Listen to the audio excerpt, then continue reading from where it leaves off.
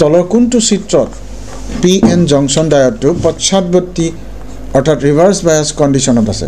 ইয়াত মন কৰা এইটো এটা ডায়োড PN জংচন ডায়োড ইয়াত এইটো মাইনাস ভোল্ট দিয়া আছে এইটো প্লাস ভোল্ট দিয়া আছে মাজত এটা ৰেজিস্ট্যান্স আছে ইয়াত আকৌ এফালে মাইনাস এফালে প্লাস ইয়াত আকৌ এফালে মাইনাস এফালে প্লাস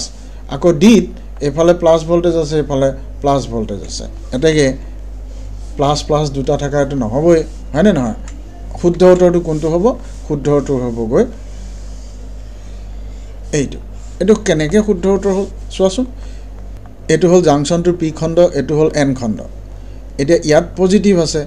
এনত কি দিয়া হৈছে পজিটিভ দিয়া হৈছে এখিনি নেগেটিভ তে পি দিয়া কি দিয়া হৈছে নেগেটিভ দিয়া হৈছে গতিকে ই ৰিভাৰ্স বায়াস বা পশ্চাদবৰ্তী সংযোগ ব্যৱস্থাত আছে